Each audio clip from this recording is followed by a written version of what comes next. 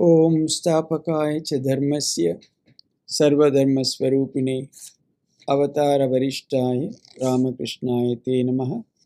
जननीं शारदां देवीं रामकृष्णं जगद्गुरुं पादपद्मे तयोः श्रुत्वा प्रणमामि मुहुर्मुहुः। नमः श्री यतिराजाय विवेकानन्दसूरये सच्चित्सुखस्वरूपाय स्वामिने तापहारिणे। আমরা আমাদের শিবানন্দবাণীর আলোচনা আরো এগিয়ে নিয়ে যাব। বেলুড় মঠ 1 জানুয়ারি 1924। আজ 1 জানুয়ারি ঠাকুরগাছি যোগোদ্যানে শ্রী শ্রী ঠাকুরের কল্পতরু উৎসব। মঠীয় ঠাকুরের বিশেষ পূজা ও ভোগ রাগাদির আয়োজন হইয়াছে। ভোর হইতেই ভক্ত সমাগম আরম্ভ হইয়াছে, বিশেষত ছুটির দিন বলিয়া। ভক্তগণ ঠাকুর দর্শনাদি করিয়া মহাপুরুষ মহারাজের ঘরে সমবেত হইয়াছে। ওই সময় সকালেই বোধহয় মহারাজকে প্রণাম করা যেত আর কি। তিনিও আনন্দে সকলের সঙ্গে নানা প্রসঙ্গ করিতেছেন। জনৈক ভক্ত মহাপুরুষকে ভক্তি ভরে প্রণামান্তর উপবেশন করিয়া বলিলেন, হ্যাপি নিউ ইয়ার। মহাপুরুষজি হাসিতে হাসিতে বলিতেছেন, হ্যাপি ইংলিশ নিউ ইয়ার। আমাদের শুভ নববর্ষ তো বৈশাখ, আজ তো ইংরেজদের শুভ নববর্ষ। এই দেখো না, 150 বছরের ইংরেজি শিক্ষা দীক্ষার প্রভাবে আমাদের মনোবৃত্তি ক্রিয় হয়ে দাঁড়িয়েছে। আমরা নিজেদের বৈশিষ্ট্য ও জাতীয়ত্ব হারিয়ে ফেলতে বসেছি। মহারাজ তখন বলছেন, এখন তো আরও দুরবস্থা। আমরা শুধু পরাধীন জাত বলে যে এই অবস্থা হয়েছে তা নয়। পরাধীন তো আমরা অনেক কাল, মুসলমানরা 800-900 বছর অধীনে রেখেও আমাদের জাতীয় বৈশিষ্ট্য সংস্কৃতি নষ্ট করতে পারেনি।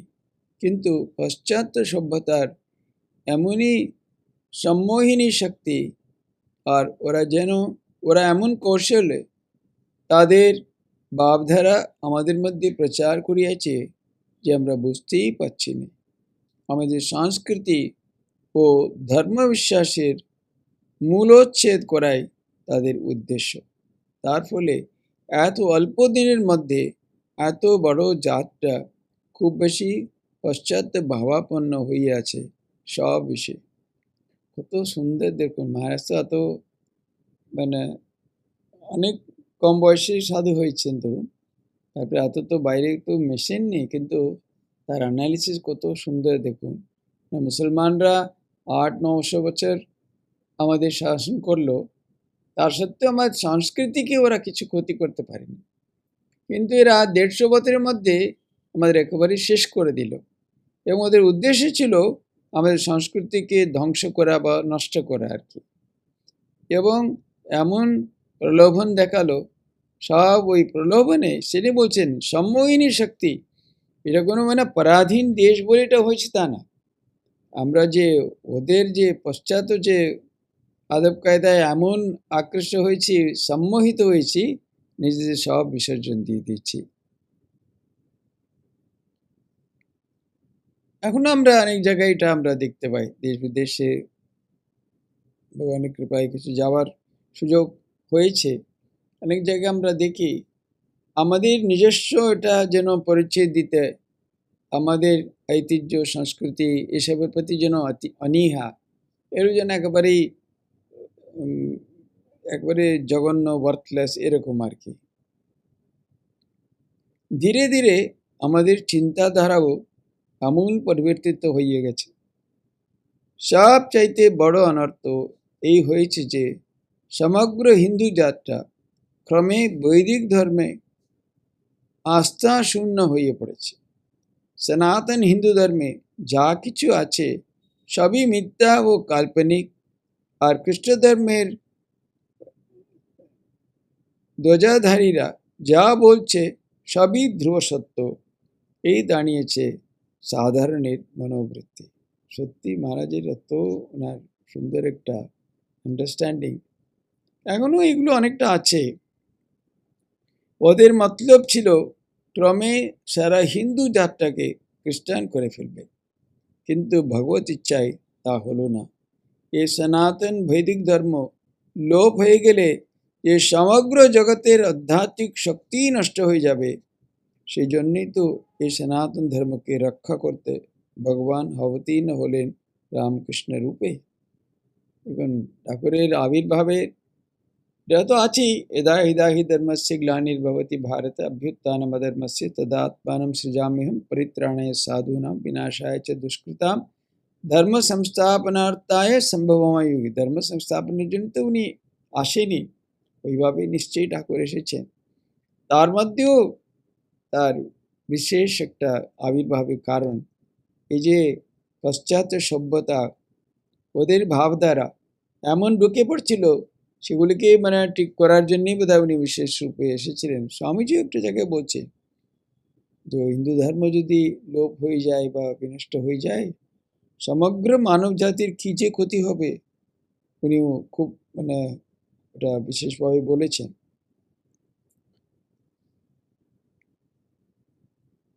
আর ভগবানের যে সাকার উপাসনাকে খ্রিস্ট ধর্মাবলম্বীরা ও পাশ্চাত্য শিক্ষিত সমাজ পৌত্তলিকা বলে এতকাল উপহাস করে আসছিল, তিনি সাধনা করে শুরু করলেন সেই মূর্তি পূজা থেকে। সাধনা শুরু করলেন সেই মূর্তি পূজা থেকে। তার সব ভাবের সাধনা এবং সিদ্ধি সমগ্র জগৎকে চমৎকৃত করেছে। ফলে পাশ্চাত্য দেশের বড় বড় মনীষীগণ ভারতীয় বৈদিক ধর্মের প্রাধান্য ও বৈশিষ্ট্য অমানত মস্তকে স্বীকার করতে বাধ্য হয়েছে। স্বামীজি একটা জায়গায় বললেন, যদি মূর্তি পূজা থেকে একজন মানুষ এত আধ্যাত্মিক উচ্চতায় যদি যেতে পারে, এরকম something, I am not coating the exact words, I am ready to crawl on my four to reach such a person.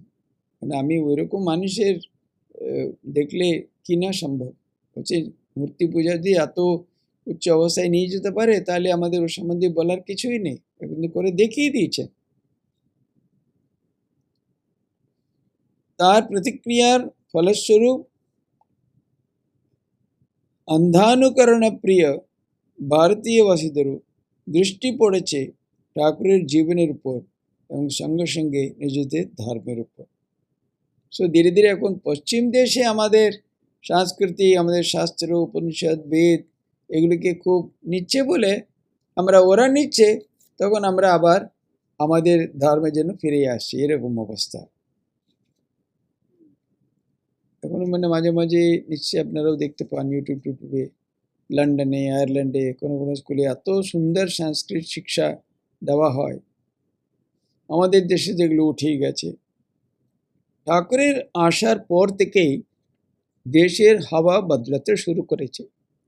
ভারতবাসী যে আত্মবিশ্বাস হারিয়ে ফেলেছিল, সে আত্মবিশ্বাস ক্রমেই ফিরে আসছে। ঠাকুরের অলৌকিক সাধনার ফলে ভারতের আত্মশক্তি জেগে উঠেছে। এখন দেখবে দিন দিন ভারতের অভূতপূর্ব উন্নতি হবে সব বিষয়ে। স্বামীজি বলেছেন যে ধর্মেই ভারতের মেরুদণ্ড। এই মেরুদণ্ডে ভেঙে পড়েছিল, তাই ভারত হয়ে গিয়েছিল সব বিষয়ে হীন বল ও দুর্বল চেতা। ঠাকুর এসে সেই মেরুদণ্ড আবার সুস্থ ও সবল করে দিয়েছেন। এখন ভারত খালি ধর্ম নয়, সর্ববিষয়ে সমগ্র জগৎকে তাক লাগিয়ে দেবে। তো মহারাজের সুন্দর ভবিষ্যৎবাণী ধীরে ধীরে সব হচ্ছে, শুধু ধর্ম নয়, সব বিষয়ে ভারতের যে অগ্রগতি, অনেক দেশ সেটা দেখে চমৎকৃত হয়েছে। কিন্তু মহারাজ বলছেন ঠাকুর আসার পর থেকে এই পরিবর্তনের শুরু, এবং ঠাকুরের কৃপায় ধীরে ধীরে ওইভাবেই মানে দেশটা আবার এগোচ্ছে আর কি। যে শক্তি, সে কেউ শুধু ইংরেজি মতে ওইরকম হ্যাপি নিউ ইয়ার বলতেই মহারাজের জন্য একটা প্রবাহ, একেবারে ফ্লাডিং বলা যেতে পারে, সেভাবে ওনার চিন্তাধারার প্রবাহ আমরা দেখতে পাচ্ছি। যে শক্তি প্রভাব এই বিশ্ব ব্রহ্মাণ্ড নিয়ন্ত্রিত হচ্ছে, ঠাকুর সেই ব্রহ্ম শক্তিকে জাগরিত করেছে। ঠাকুর তো বললেন না এরকম, মানে যে প্রকৃতির যেরকম সবকিছু হচ্ছে, ব্রহ্মর শক্তি অভেদ, এই সৃষ্টি স্থিতি প্রলয় সব জগতে যা কিছু সব ওই শক্তিরই খেলা।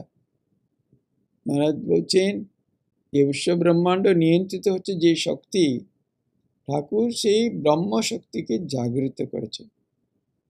তিনি যে কি করে গেছেন জগতের কল্যাণের জন্য, জগৎ ক্রমে তা বুঝবে। ঠাকুর কি করেছেন তারে বুঝুন। স্বামীজি বললেন এই বিবেকানন্দ কি করে গেছে, আমাদের আরেকজন বিবেকানন্দ আসলে বুঝতে পারবে। সেই যদি হয় তাহলে ঠাকুরের সম্বন্ধে কি বলা হবে? ঠাকুর কি করে গেছেন এটা তো হয়তো সহস্র বছরই আমরা জানতে পারবো কিনা জানি না। জগৎ ক্রমে তা বুঝবে। আহা, আমাদের পরম সৌভাগ্য যে ওই সাক্ষাৎ ভগবৎ স্বরূপের সঙ্গে ছিলাম, তার দর্শন স্পর্শন ও সেবাদি করতে পেরেছিলাম। তার স্পর্শে আমাদের জীবনও ধন্য হয়ে গেছে। তাকে দর্শন করবার সৌভাগ্য যাদের হয়নি, অথচ তার ভাব আশ্রয় করে নিজেদের জীবন গঠন করছে, তাকেই জীবনের আদর্শ করছে, তারাও ধন্য হয়ে যাবে। কেন এক সময় মানে ঠাকুর বোধহয় নিজেই বলেছেন যাদের শেষ জন্ম তারা এখানে আসবে। তো বোধহয় পরে কোনো জায়গায় আলোচনায় এই বইতেও হবে হয়তো। এই মহাপুরুষ কেউ জিজ্ঞেস করছিল, মহারাজ আমরা তো ঠাকুরকে দেখিনি, তাহলে কি আমরা ঠাকুরের কাছে আসিনি, আমাদের আর কি হবে? আমরা তো অনেক ওনার শরীর মা সমাধির অনেক পরে আমরা এসেছি। এখানে বোধহয় একটা খানিকটা মহারাজ ওই প্রসঙ্গের হয়তো উত্তরই দিচ্ছেন। তাকে দর্শন করার সৌভাগ্য তাদের হয়নি, অথচ তার ভাব আশ্রয় করে নিজেদের জীবন গঠন করছে, তাকেই জীবনের আদর্শ করছে, তারাও ধন্য হয়ে যাবে, তারাও উদ্ধার হয়ে যাবে। আসলে তাকে শারীরিক রূপে পেয়ে তার সঙ্গ করে তার সেবা করে মানুষ যদি খুব এক হয় ধন্য হয়েছে, তাদের কথা তো আলাদা, তারা সৌভাগ্যবান সত্যি। সে না হলেও তারা তার ভাব সম্বন্ধে জানতে পেরে ওই ভাবাদর্শে নিজের জীবনটাকে গঠন করছে, তারা তো নিশ্চয়ই উদ্ধার হবে। ওরা যারা ওনাকে দেখেছে, ওনার সঙ্গ করেছে, তাদের থেকে এদের তো আরো ভাব আমাদের দিতে হবে, কেননা এরা তো ওনাকে দেখেনি। তার সত্ত্বেও তার ভাবের দ্বারা প্রভাবিত হয়ে একটা মহান জীবন ওরা ওইভাবে বেঁচে থাকা যাপন করার চেষ্টা করছে, তারা তো কোনো অংশে কম নয়, বরঞ্চ একটু আরো বেশি ভালোই বলতে হবে এদের সম্বন্ধে। কেননা দেখুন, কেউ যদি এরকম আদর্শ মানুষ যদি সামনে থাকে, খানিকটা সুবিধে। কেননা তার জীবন তো জ্বলন্ত উদাহরণ। যে আদর্শ উনি প্রচার করছেন তার উদাহরণ কি? উনি আর কিছু হলে তারই সঙ্গ করে তার কাছে যাওয়া যেতে পারে। মাসকে কতবার ঠাকুর কতভাবেই বুঝিয়েছেন, কত সন্দেহ ছিল মাসে বারবার একই জিনিস দেখবেন কথামৃতে 50 বার একই প্রশ্ন করছেন। কি গৃহস্থদের হবে, গৃহস্থদের সম্ভব, তাদের ভগবান লাভ হবে, তারা পারবে? কতবার একই প্রশ্ন এরকম বারবার করে গেছে। প্রতিবার ঠাকুর একেবারেই বিরক্ত না হয়ে সবসময় বুঝিয়েছেন, সবসময় পথ দেখিয়েছেন, হাত ধরে তাদের উনি উঠিয়েছেন। অতএব মানে যারা ওনাকে দর্শন না করে অথচ তার বাণী আর তার সন্দেশের দ্বারা প্রভাবিত হয়ে নিজেদের জীবন ওইভাবে গড়িয়ে তোলার চেষ্টা করছে, তারা তো খুবই মানে তাদের বলতে হবে বাহাদুরি। তিনি সর্বভাবময় প্রভু, তিনি ত্রিলোকেশ্বর, अहेतुक कृपा सिंधु, বাঞ্ছা কল্পতরু, ধর্ম অর্থ কাম মোক্ষ, এই চতুর্বর্গের যে যা প্রার্থনা করবে তার কাছে আন্তরিকভাবে তিনি তাকে তাই দেবেন। তার কথা আর কি বলবো? বলছেন উনি তো অহেতুক কৃপা সিন্ধু, কোনো হেতু বা কারণ দরকার নেই, বিনা কারণ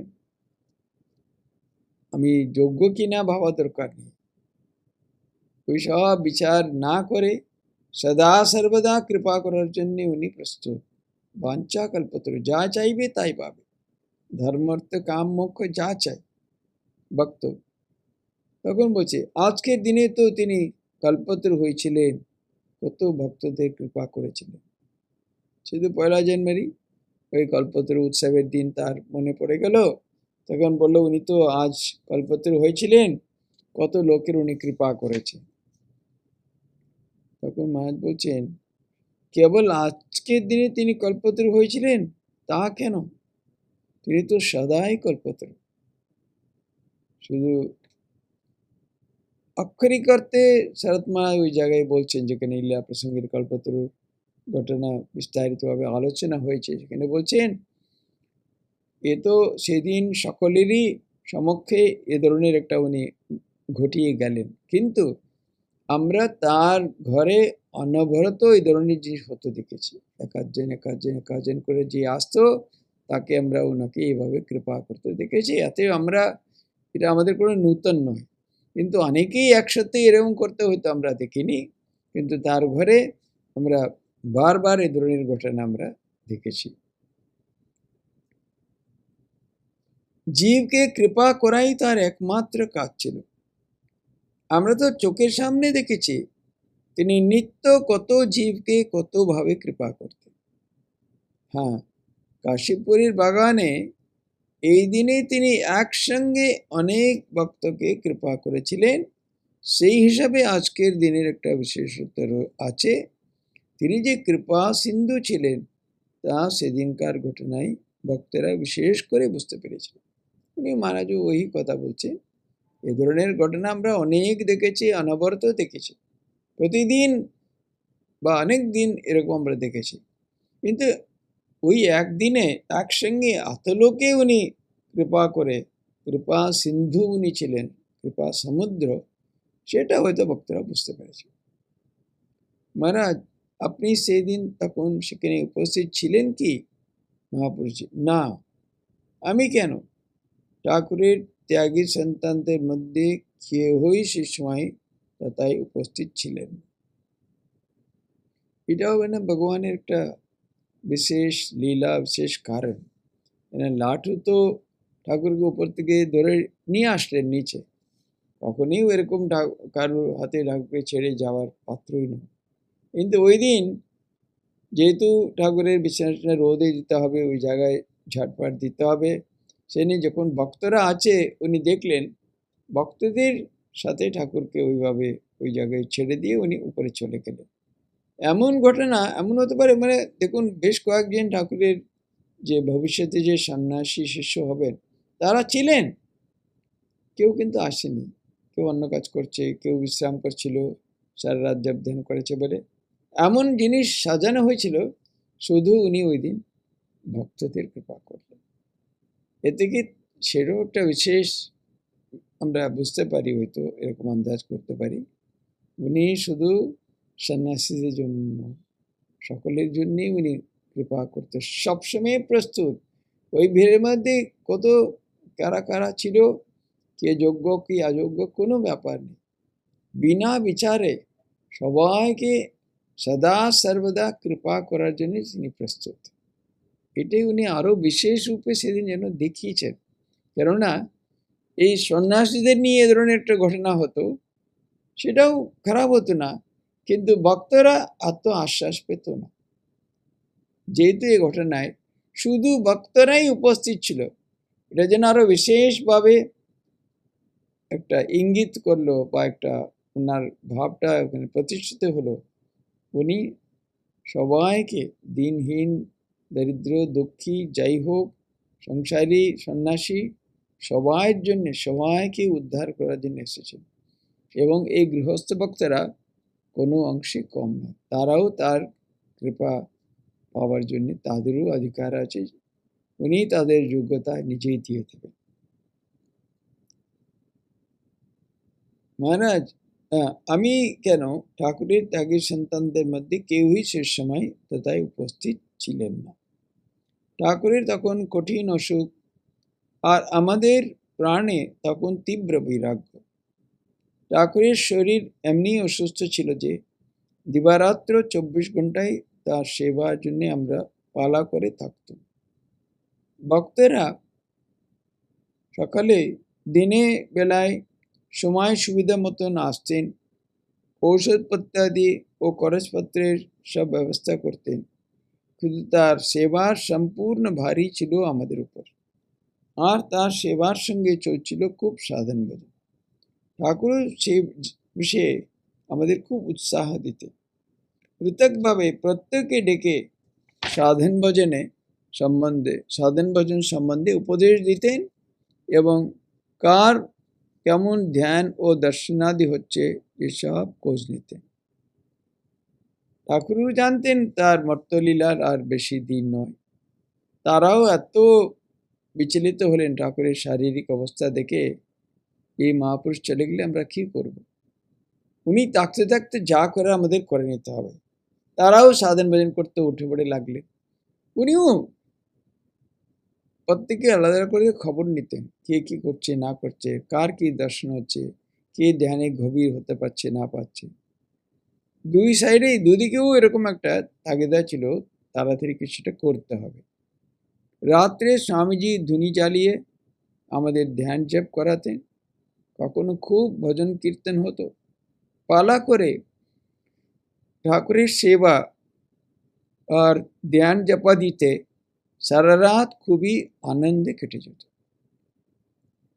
রাত জাগা হতো বলে দুপুরবেলা খাওয়ার পরে আমরা প্রায় সকলেই খানিকক্ষণ ঘুমিয়ে নিত। সেই দিনও খাওয়া দাওয়ার পর নিচের হল ঘরের পাশে যে ঘরটি ছিল সেই ঘরে আমরা ঘুমোচ্ছিলাম। সেই দিনে বিকালবেলা ঠাকুর একটু বাগানে বেড়াবার জন্যে প্রথম নিচে নামেন। হয়তো বোধহয় নভেম্বর বা ডিসেম্বরে এরকম এসেছিলেন মনে হয় কাশীপুরে। এই প্রথম দিন প্রথমবার উপর থেকে নামলেন আর কি, একটু বেড়াবেন বলে। ছুটির দিন বলে অনেক ভক্তই সে সময় বাগানে উপস্থিত ছিলেন। ঠাকুরকে নিচে নামতে দেখে ভক্তরাও আনন্দে তার সঙ্গে সঙ্গে যেতে লাগলেন। ধীরে ধীরে ঠাকুর বাগানের ফটকের দিকে যাচ্ছিলেন। এমন সময় গিরিশবাবু ঠাকুরের চরণতলে পতিত হয়ে সাষ্টাঙ্গে প্রণাম করে করজোড়ে তাকে স্তব করতে লাগলো। গিরিশবাবুর অদ্ভুত ভক্তি বিশ্বাসপূর্ণ কথা শুনতে শুনতে ঠাকুর দাঁড়িয়েই সমাধিস্থ হয়ে পড়েছিলেন। ভক্তেরা তখন ঠাকুরের ওই দিব্য ভাবাবেশ দেখে আনন্দে জয় রামকৃষ্ণ বলে উচ্চ ধ্বনি করে ঠাকুরকে বারংবার প্রণাম করতে লাগলেন। ক্রমে ঠাকুরের মন অর্ধবাহ্য দশায় নেমে এলো। তখন তিনি কৃপা দৃষ্টিতে ভক্তদের দিকে তাকিয়ে বললেন, কি আর বলবো, তোমাদের সকলেরই চৈতন্য হোক। সুন্দর, খুবই সামান্য সময়ে ইতিমধ্যে একটা যেন বিরাট একটা তোলপাড় করে দিলেন ঠাকুর বলতে গেলে। এমনি আসছিলেন, আসতে ঠাকুর গিরিশ ঘোষ আর রামচন্দ্রকে একটা গাছতলায় দেখলেন। তখন উনি গিরিশকে ডেকে জিজ্ঞেস করলেন, তুমি এর মধ্যে কি এমন দেখলে, সব জায়গায় এরকম বলে বেড়াচ্ছ? এবং গিরিশ ঠাকুর অবতার টবতার এসব কথা গিরিশ রাম এরাই প্রথম প্রচার করতে আরম্ভ করলো। গিরিশ ঘোষ এমন জোরে বলতে লাগলেন সব জায়গায় গিয়ে। ঠাকুর বলছেন, কি এমন দেখলে এর মধ্যে এরকম সব জায়গায় বলছো? তখন একেবারে গিরিশ নতজানু হয়ে গদগদ কণ্ঠে বলতে লাগলেন, যার সম্বন্ধে ব্যাস আর বাল্মীকি সম্পূর্ণরূপে কিছু বলতে পারেনি, তার ইয়ত্তা করতে পারেনি, যা বললেন তারা সেটা অপূর্ণই থেকে গেল, আর আমি আর কি বলবো। এর মধ্যে অনেকগুলো ঠাকুরকে রাম আর কৃষ্ণের যে যুগ্ম অবতারের একটা অবতীর্ণ পুরুষ এভাবে দেখতেন, স্বয়ং ভগবান রূপে দেখতেন। সে যিনি বললেন, রাম আর কৃষ্ণ সম্বন্ধে বলা হয়নি, আমি আর কি অতি সামান্য, আমি কি আর বলবো। তার ভাব দেখে ঠাকুরের খুব মানে এই হয়ে গেল আর কি, সমাধিস্থ হয়ে গেল। কারণ ওই অবস্থা থেকে একটু নেমে আসলেন, তখন একেবারে চারদিকে জয় রামকৃষ্ণ এরকম উচ্চধ্বনি হতে লাগলো, সবাই প্রণাম করতে লাগলেন। তখন ঠাকুর একেবারে বললেন, আমি কি আর বলবো, তোমাদের সকলের চৈতন্য হোক। এবং এক একটা করে এরকম মানে তাদের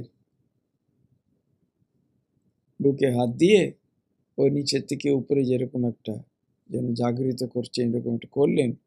সবাই মানে অদ্ভুত, বিভিন্ন জনের বিভিন্ন রকম অভূতপূর্ব একটা অনুভূতি আর আনন্দ সবাই পেল আর কি। এ কথা বলার সঙ্গে সঙ্গে ভক্তদের প্রাণে এক অনির্বাচনীয় আনন্দের স্রোত বয়ে যেতে লাগলো। এটা অনির্বাচনীয় মানে তার সম্বন্ধে বলা যাবে না, কোনো ঠিকভাবে তাকে ব্যাখ্যা করা বিবরণ করা সম্ভব নেই। তারা খুব জয় রামকৃষ্ণ ধ্বনি করে ঠাকুরকে প্রণাম করতে লাগলেন।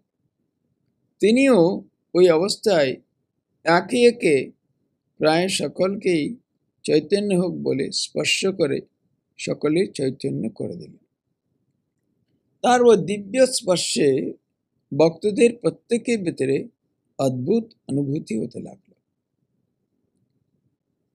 তখন কেউ বা ধ্যানস্থ হয়ে পড়লেন, কেউ আনন্দে নৃত্য করতে লাগলেন, কেউ কাঁদতে লাগলেন, আবার কেউ বা উন্মত্তের ন্যায়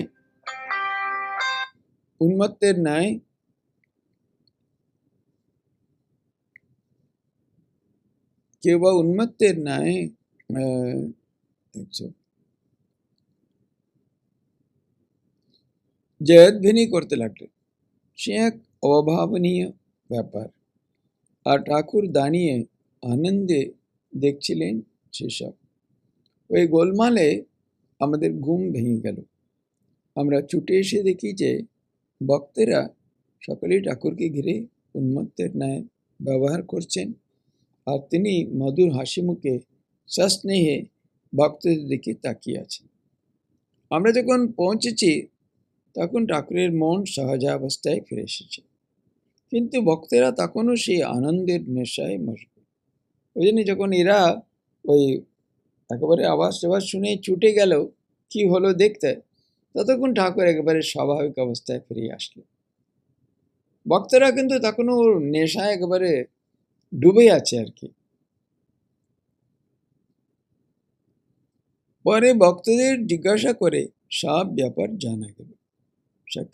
সকলেই বলেছিলেন যে ঠাকুরের স্পর্শে তাদের অপূর্ব আধ্যাত্মিক অনুভূতি হয়েছিল এবং সেই ভাবের প্রভাব দীর্ঘকাল স্থায়ী ছিল। তার স্পর্শে হবে না তো কি, তিনি যে স্বয়ং ভগবান, মহারাজ বলছেন নাকি। যাদের অনুভূতি হয়েছিল তারা বলল, এই নয় শুধু এক ক্ষণিকের জন্য, দীর্ঘকাল। তো এমন হয়েছে ঘটনা, এখানে মহারাজ তো ওটা বলবেন কিনা জানি না। ওই যে বৈকুণ্ঠনাথ সন্ন্যাস, তো ঠাকুরের কাছে ও আসতো, সাধক ছিলেন বটে। বলতে গেলে আমার কিছু একটা করুন, আমার কোনো অনুভূতি হচ্ছে না।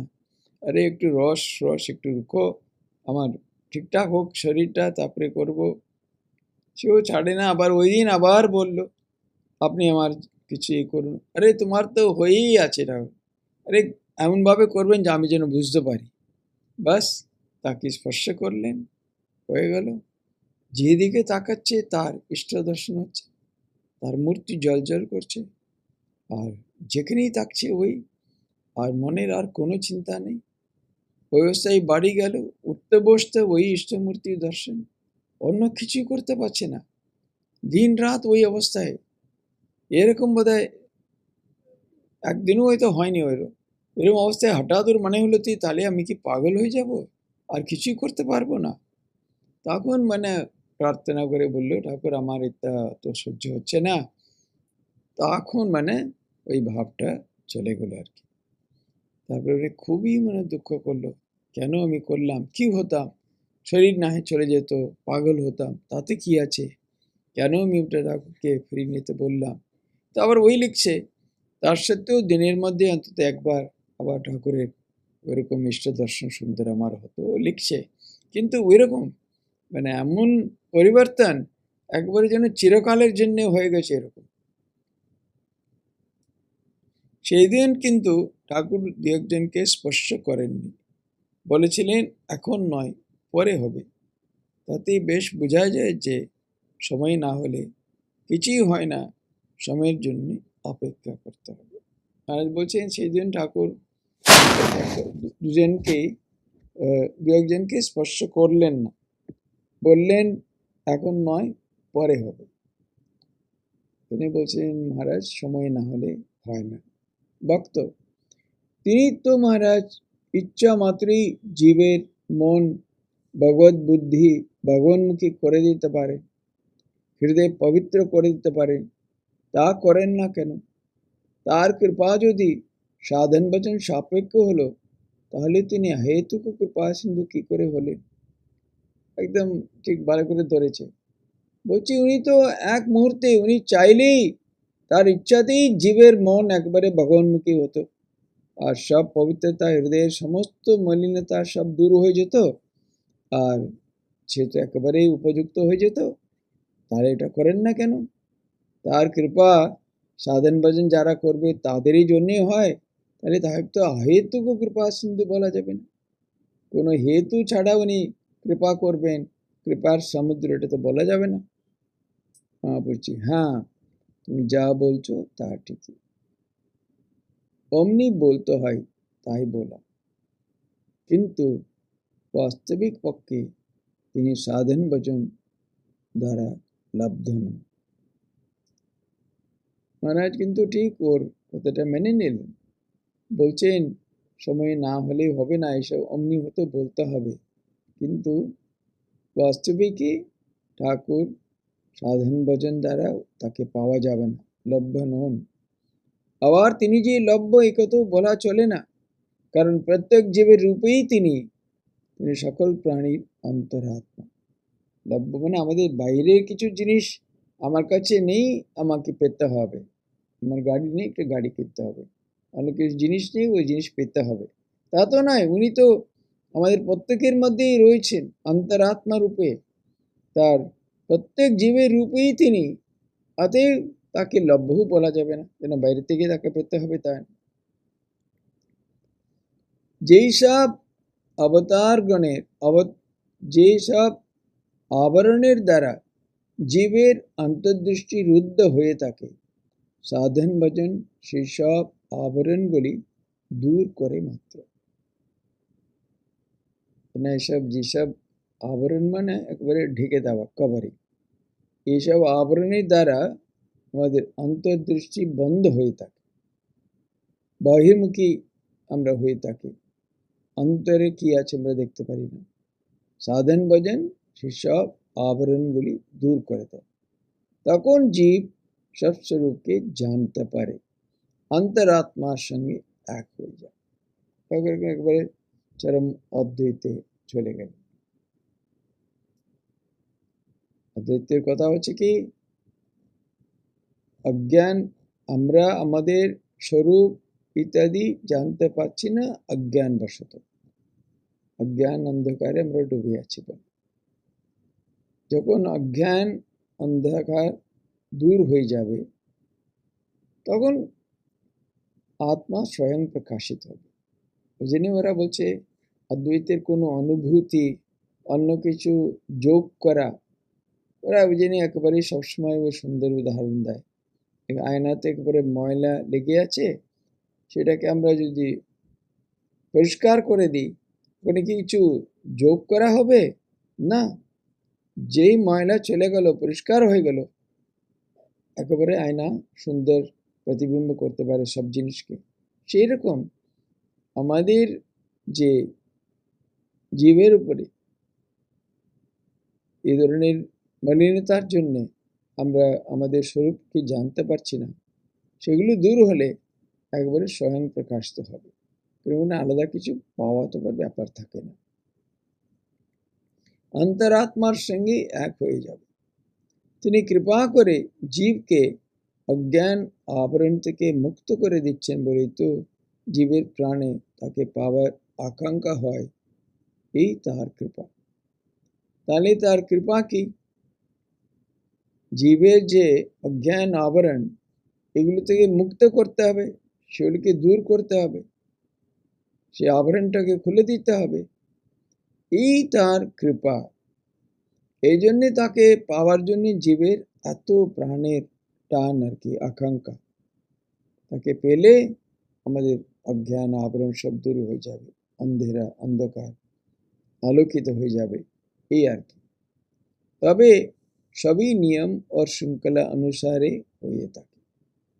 তবে এখানে মহারাজ সুন্দর একটা উদাহরণ দিলে, সবটাই মানে যথাসম্ভব ভগবান উনি সমস্ত নিয়ম করেছেন, ইচ্ছা করলে সব নিয়ম ভাঙতে পারে, কিন্তু সাধারণভাবে দেখা যায় না।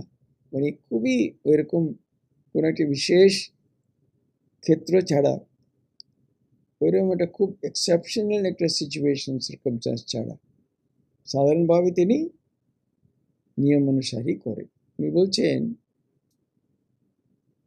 যেমন একটি শিশুকে নিমেষের মধ্যেই বড় করে দেওয়াটা অস্বাভাবিক ও নেহাত জোর করে করার প্রচেষ্টা মাত্র, কেউ ঠিক তেমনি।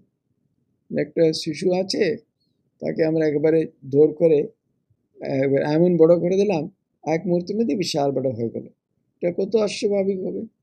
তার ধীরে ধীরে এগোবে, ধীরে ধীরে বড় হবে, ধীরে ধীরে হাঁটতে শিখবে, করতে শিখবে, হ্যাঁ, তার হাইটটা বাড়বে, উঁচু আরো লম্বা হবে। এটা ধীরে ধীরে হবে। তো কেউ যদি মুহূর্তের মধ্যে একটা সদ্য ছাত্রীকে বিশাল বড় করে দিল, সেটা কত অস্বাভাবিক লাগবে। সেই রকম এও ঠিক তেমনি দেহ মনের ক্রমবিকাশ হতে হতে শিশু ক্রমে বালকত্ব, যুবত্ব, প্রৌঢ়ত্ব ও বার্ধক্যে উপনীত হয়, তাই না? দেহ মন ধীরে ধীরে যেরকম বিকাশ হচ্ছে, প্রথম বালক অবস্থায়, যৌবন অবস্থায়, তারপরে প্রৌঢ়াবস্থা, এইসব, আর ফাইনালি বার্ধক্য, তেমনি জীবের মনে ভগবত ভাব স্ফুরণেরও স্তর আছে, ক্রম আছে। জীবের মনে ভগবত ভাব তো উদয় হবে, তারও মানে স্ফুরণের ক্রম আছে। সহজ ও স্বাভাবিকভাবে যে বিকাশ হয় তাই ঠিক, এবং তারই ফল হয় ভালো। যেটা ধীরে ধীরে সহজ আর স্বাভাবিকভাবে তার যেরকম অবস্থা, সেই অনুযায়ী যে বিকাশ, সেই ঠিক ঠিক বিকাশ হবে এবং তারই ফল ভালো হবে। অবশ্য শ্রী ভগবান ইচ্ছা মাত্র একদিনে সব জীবকে মুক্ত করে দিতে পারেন, কারণ তিনি সর্বশক্তিমান, কিন্তু তিনি তা করেন। কিন্তু ভগবান চাইলে একদিনে সবাই মুক্ত হয়ে যেতে পারে, কোনো সন্দেহ নেই, কিন্তু তিনি সেটা করেন। একই নিয়মে তিনি সমগ্র বিশ্ব ব্রহ্মাণ্ড চালাচ্ছেন। নিয়মে ব্যতিক্রম বড় একটা হতে দেন না, বিশেষ কারণ না। সারা ব্রহ্মাণ্ড উনি ওই নিয়মে চালাচ্ছেন। একাধবার কোনো একটা খুবই বিশেষ কারণে, বিশেষ ক্ষেত্রে হয়তো কিছু ব্যতিক্রম হতে পারে, তো সাধারণ সব জায়গায় দেখা যায় উনি একটা নিয়ম মেনেই চলেন। তিনি অহেতুকি কৃপা সিন্ধু বটেন, সন্দেহ নেই। তার সৃষ্টি জীবদের প্রতি তার যে কত কৃপা, কত দয়া, তা যদি একটু জানতে পারতে, তাহলে তিনি কৃপা সিন্ধু কিনা এই প্রশ্নেও মনে স্থান পেত না। এই প্রশ্নেও মনে স্থান পেত না, কেননা উনি যে কত যে জীবের জন্যে করেছেন, তারই সৃষ্টি জীব, তারই প্রতি কত কৃপা, কত দয়া। বলছেন সেই সামান্য যে জানতে পারলে, এই প্রশ্নেই তোমার মনে আসতো না উনি অহেতুক কৃপা সিন্ধু কিনা। এই যে জীব দুঃখে কাতর হয়ে জীবোদ্ধারের জন্য স্থূল দেহ ধারণ করে জগতে অবতীর্ণ হন, জীব দুঃখে উনি কাতর হয়ে অবতার কিভাবে হন, মানে ধীরে ধীরে মানুষ তাদের মনে একটা বিস্মৃতি, ভুলে যাওয়ার, তারা সমস্ত যে আদর্শগুলোকে ভুলে ধর্মপথ ছেড়ে ধীরে ধীরে অধর্মের দিকে যখন যাবে, তখন ওইরকম অনেকে আবার প্রার্থনাও করে এসব অবস্থায়। তার অন্য কেউ যারা এসব দেখে তারা খুবই কাতর হয়ে ভগবানের কাছে প্রার্থনা করে, এবং জীব এসবে করে খুবই যে কষ্ট পাচ্ছে, তার উনি দেখে না, এদের উদ্ধারের জন্য আমাকে যেতেই হবে। তখন উনি স্থূল দেহ ধারণ করে উনি জগতে অবতীর্ণ হন। এই তো সব চাইতে বড় প্রমাণ যে তিনি কৃপা সিন্ধু। তাহলে ভগবান যে এলেন কেন? জীবকে কৃপা করার জন্য। তার কৃপা বিনা, তার সাহায্য বিনা আমরা মুক্তি পাবো কি করে?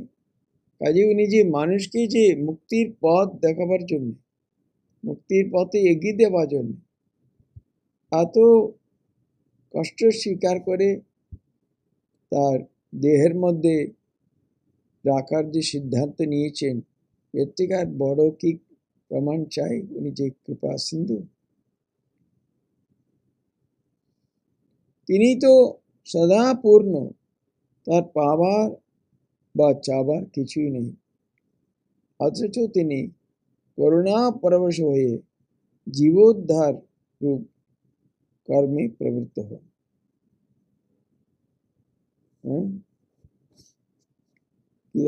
ভগবান বলছেন না, নানবাপ্তম অবাপ্তব্যম বর্তেয়চ কর্মণি। আমার কিছু করার কিছু নেই, আমার পাওয়া চাওয়ার কিছুই নেই, তবু আমি হমেশা সদা সর্বদা আমি কর্মের প্রবৃত্ত হয়ে থাকি।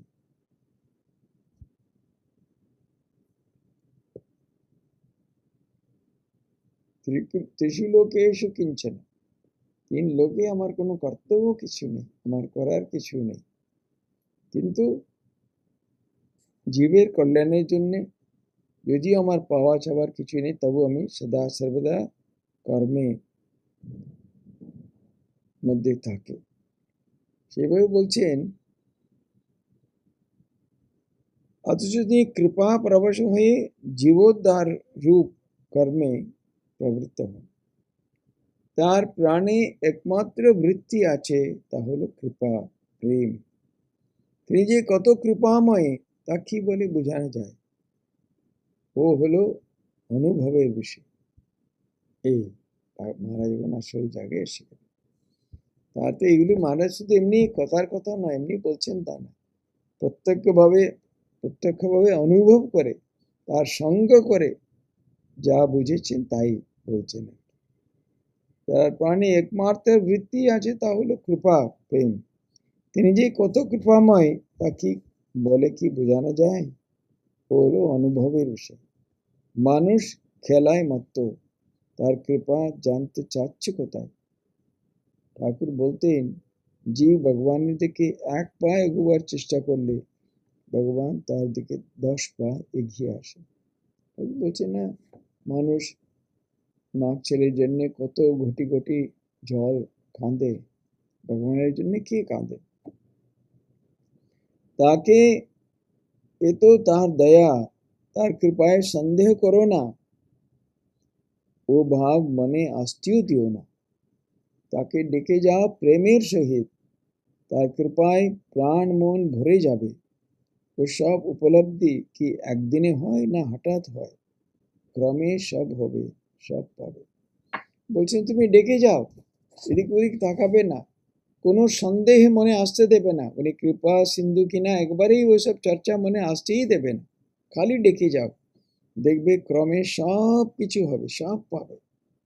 এগুলি কি একদিনে না হঠাৎ হবে? আমরাও ঠাকুরকে না দেখলে কি ঠিক ঠিক বুঝতে পারতাম যে ভগবানের কত কৃপা জীবের উপর? দেখেছেন তো বিভিন্ন অবস্থায় বিভিন্ন প্রকার মানুষ কিভাবে সেই ঠাকুরের কৃপা দ্বারা উদ্ধার হলো। এরা তো প্রত্যক্ষদর্শী, এরাও সাধন ভজন নিশ্চয় করেছে, এরা আধার ছিলেন। তাও মহাপুরুষ মহারাজ বোধহয় হয়েছিল, বিয়ে হয়ে গেছিল, রাজা মহারাজের বিয়ে হয়েছিল, এসব সত্ত্বেও যোগিন তো বিয়ে করে যুগমে আসতেই চাননি, আমি কি করে কাছে যাব। এমন কিছু ফন্দি করে তাকে পাঠিয়ে ঠাকুর আনলেন, বললে তোমার বিয়ে হয়েছে তো কি হয়েছে, এমন কিছু করে দেবো আমি, তোমার স্ত্রীও একেবারে ভগবানের দিকে যেন মন থাকে, আমি করে দেব। প্রত্যেকেই এভাবে মানে এ করেছেন। কত মানে তার গৃহস্থ ভক্তদের জীবনটা আমরা যদি ধ্যান করি বা পড়ি দেখি, সেরকম যারা সন্ন্যাসী তারাও ওরা নিশ্চয়ই খুবই ওদের একটা উচ্চ আধার ছিলেন। তার সত্ত্বেও ঠাকুর যে কত যে কৃপা করে তাদের প্রত্যেকেই হাত ধরে ধরে তাদের আধ্যাত্মিক জীবনে এগিয়ে দিচ্ছিলেন। তিনি কৃপা করার জন্যই ছটফট করতেন, কাঁদতেন। তার কৃপা আন্তরিকভাবে চায় কে? মানুষ তো মত্ত হয়ে আছে বৈশ্বিক আনন্দে, ভগবত আনন্দ যে চায় সে পায়। কেউ যে সত্যি ভগবত আনন্দ চায় সে পাবেই পাবে। ओम शांति शांति शांति हरि ओम तत्सत। श्री राम कृष्ण अर्पणमस्तु।